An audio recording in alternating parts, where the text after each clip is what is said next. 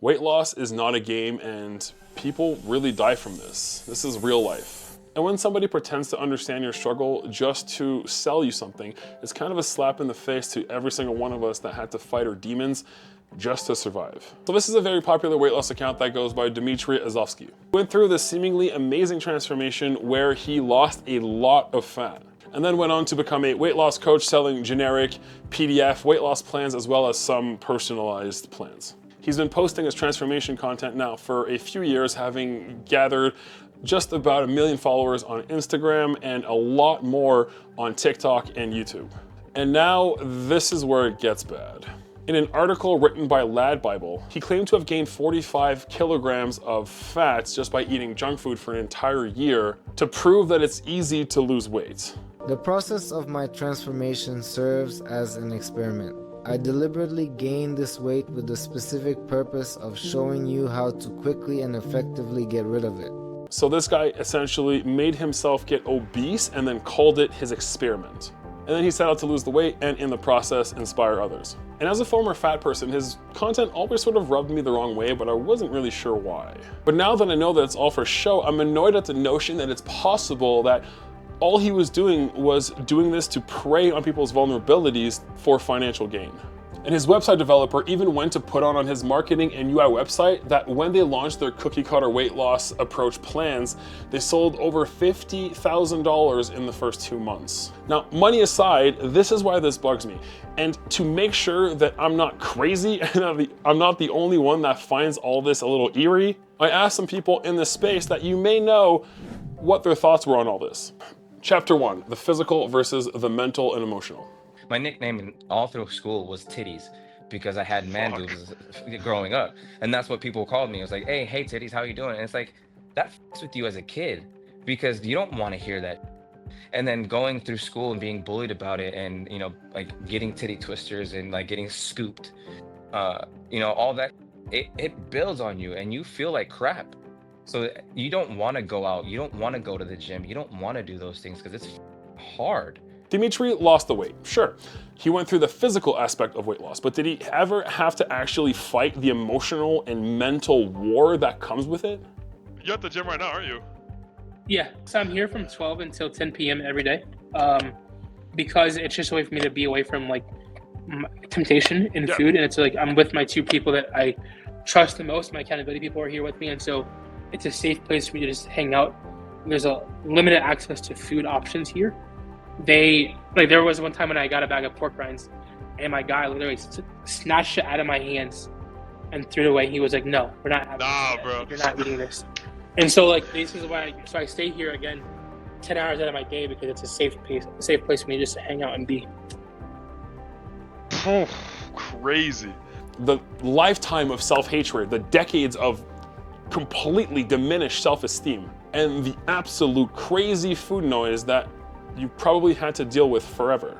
You just hate yourself. I feel like a lot of times, man, people think it's all fine and dandy, but that's a front for sure. Because we all know, anybody that's big understands this. When you get home and you're laying down, you're looking at your ceiling, all you're thinking is, this sucks. I hate who I am. And I feel like that's not talked about enough. And for most people that struggled for this, we've come to know that fat loss isn't something that's just a one and done.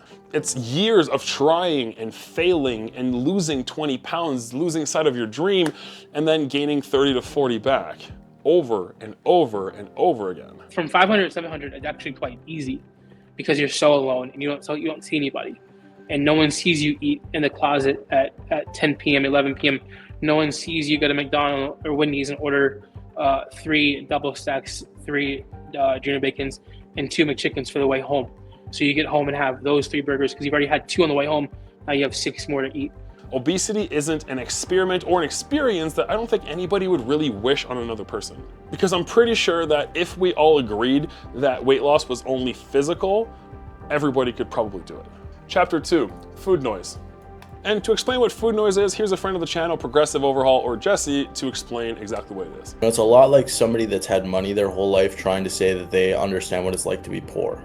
Like, sure, you can empathize, you can understand or try to understand, but unless you've been poor and you have rent due tomorrow and you're constantly stressed, you're constantly thinking about it. How do I get this money? What am I going to do? You're full of anxiety. Those are the moments where you are under such extreme stress, such extreme struggle. And that's what it's like when you're overweight like that and you're dealing with food noise. Like, that's all that consumes your mind is food. And if you don't have that emotional side, if you haven't kind of fought with that, then you don't really understand what it's like. Then I asked if it was something that could be understood by someone, truly understand it in a short period of time. This is what Josh and Jesse had to say. There was a point where I realized that the people all throughout the school, they weren't laughing with me, more so laughing at me. I always felt that I was included, like, in the jokes or something, but it was targeted towards me and I didn't realize. And after I realized that, and along with the gaining more and more weight as I got older, it just grew and grew into a full-blown depression, and it didn't hit all at once. It did grow over the years. So I think what you just said there was really important, because it was something that happened over the years and not just over a 1 or 2 year period. At least 5 years before I started really feeling it. I certainly don't believe that somebody could be overweight for 6 months or a year and really fully grasp what it's like to live in that life. Chapter 3, the intent. Now, this is where opinions seem to get a little divided. So being a personal trainer before we all got hit with the vid, he then went on Lad Bible to claim that he gained 45 kilograms, but then on his website it says he claimed 70 kilograms of fat in that time period.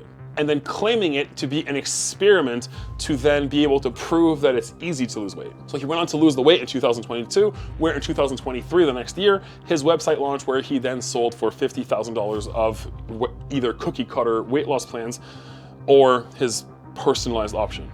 Now, I don't have an issue with people making money. Go and make that money, boo-boo.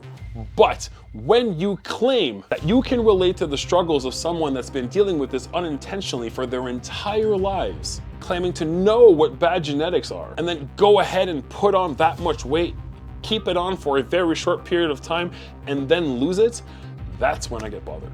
Because this is absolutely textbook preying on someone's vulnerabilities to then sell them cookie cutter plans. Chapter 4, get swolled.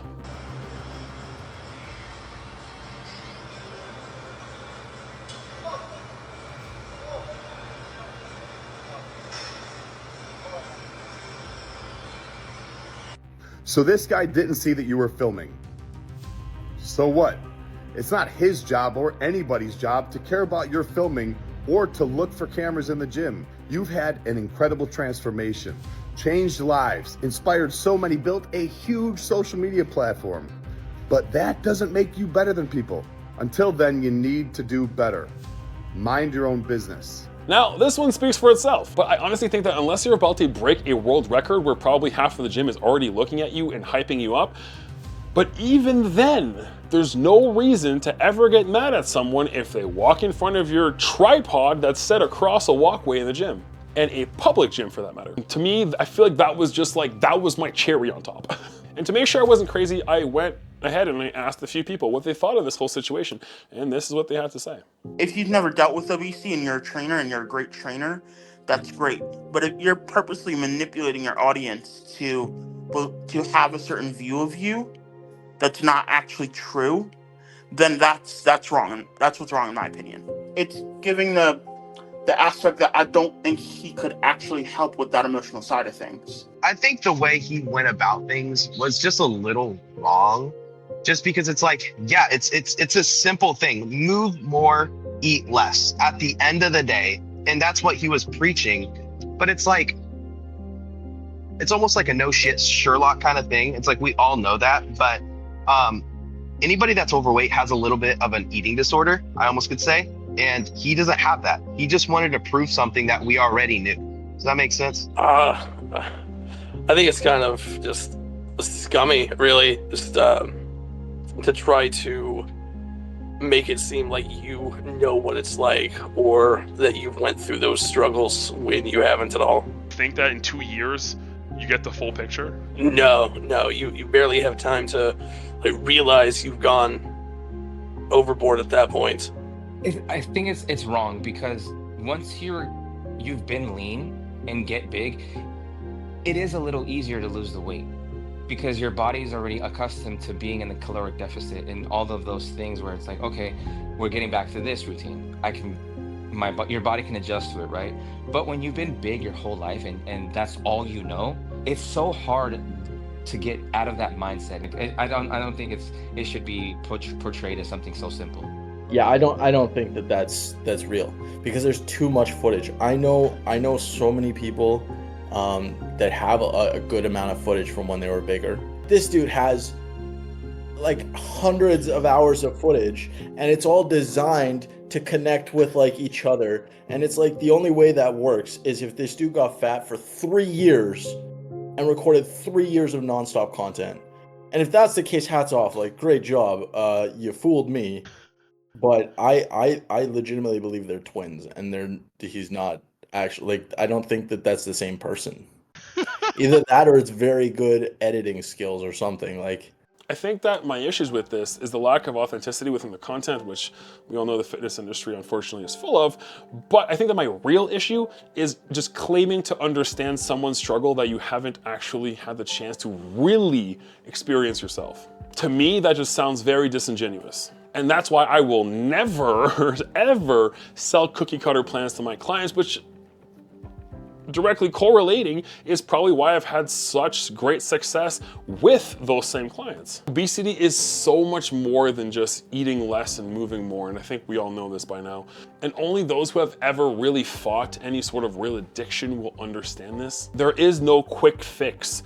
There is no linear journey. There is no one solution to the overarching problem. People will struggle with different things, and not acknowledging that, I think, is the biggest problem with the obesity epidemic right now. And at least how people are trying to fix it by having these very narrow-viewed solutions, like hopping on these very restrictive diets like carnivore, keto, or any of the sort. As much as they may work for some, they will not work for others. And I'm curious, what do you think about this? Is it wrong? Is it right? Do you think that what he's doing is net positive? Or do you think that he is abusing vulnerabilities for financial gain? But regardless, one issue at a time, let's change the world together. If the intentions aren't right, and then it upsets me. It really does. Maybe we could all get on a call and pick his brain and see what the hell's going on.